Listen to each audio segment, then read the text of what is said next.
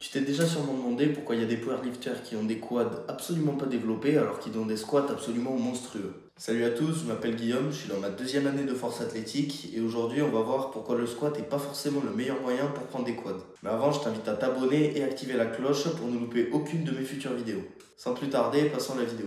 Donc t'as bien entendu, effectivement pour moi, je pense que le squat c'est pas le meilleur mouvement pour prendre des quads si tu squattes en low bar. Donc si tu fais comme 90% des powerlifters et que tu squattes en low bar, le squat ne va pas te permettre de développer tes quads de manière optimale pour 99% des gens. Ce que je vais te conseiller d'implémenter dans un premier temps, ça va pas être de rajouter des mouvements, mais déjà de remplacer. Donc si tu fais comme la plupart des powerlifters et que tu fais que du squat barre basse et que globalement tout ce que tu fais c'est tout le temps low bar, low bar, low bar, low bar, ce que je vais te conseiller c'est peut-être un ou deux entraînements sur trois de changer de variante. Donc c'est-à-dire prendre une variante qui va un petit peu plus axée sur tes quadris. La raison principale pour laquelle tu veux remplacer et non pas rajouter, c'est tout simplement parce que ça va te permettre de garder le même volume, donc de ne pas te cramer davantage que ce que tu es déjà. Et ça va te permettre également en fait, de remplacer donc, par des variations du squat. Donc ce sera bien plus spécifique que par exemple du hack squat ou de la presse, mais en même temps ça te permettra de choisir une variante qui va travailler ton point faible, en l'occurrence les quads. Donc les trois variantes principales que je vais te recommander, ça va être le squat high bar, le front squat et le post squat. A noter que chaque variante peut être utilisée avec du tempo sur la négative pour davantage de recrutement au niveau des quads. Pour tout ce qui est tempo, je te recommande vraiment de te limiter au maximum à une variation par semaine. Tout simplement parce que si tu fais plus qu'une variation par semaine, le tempo par définition, en fait, c'est un mouvement sur lequel tu vas pas pouvoir mettre lourd.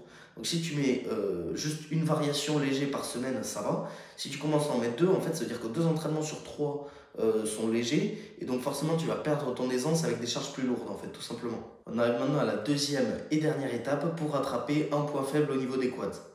Donc ça va être à ce moment-là que tu vas pouvoir intégrer tout ce qui est presse, hack squat, squat pendule, etc. Donc c'est à ce moment-là en fait que tu vas vraiment pouvoir concentrer sur les mouvements que j'appelle des mouvements accessoires. Donc c'est pas des variantes du mouvement de compétition, mais vraiment des mouvements accessoires. Donc l'objectif ici, ça va pas être de faire de la spécificité.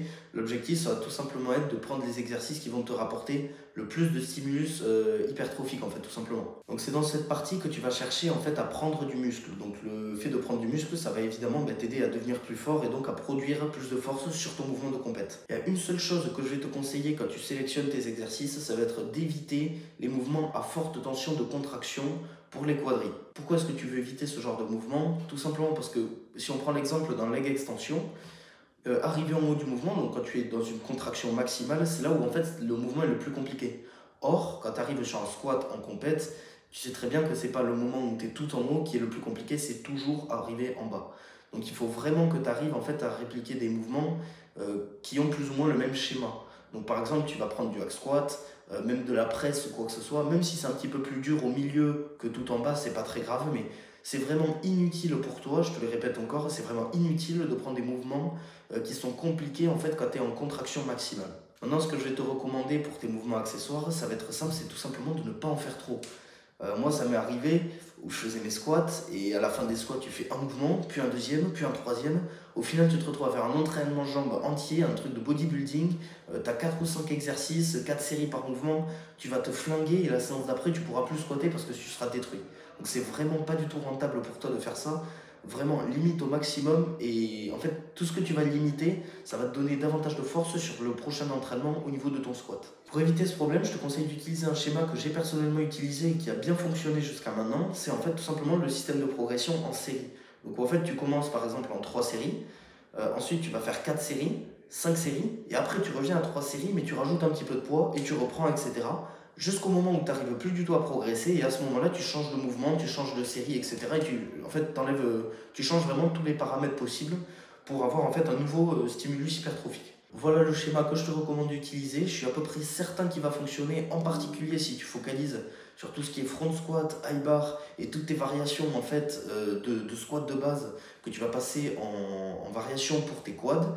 Donc ça, je suis convaincu que ça va vraiment fonctionner. Je suis convaincu que c'est 70 à 80% de ton entraînement qui doit être focalisé là-dessus. Tout ce qui est mouvements accessoires, etc., c'est très intéressant pour prendre du muscle. Mais en fait, si tu prends plus de temps sur tes mouvements accessoires que sur tes mouvements de comp, ou tes variantes de comp, c'est à ce moment-là que tu dois te remettre en question et te dire qu'en fait, il faut vraiment que ce soit au moins 70% de ton entraînement, les variations de comp. On arrive déjà à la fin de cette vidéo, donc si elle t'a aidé, n'hésite pas à lâcher un like. Si tu es intéressé pour un programme de force SBD de 12 à 24 semaines, je te laisse le lien dans la description. Et sur ce, je te dis à la semaine prochaine pour une nouvelle vidéo.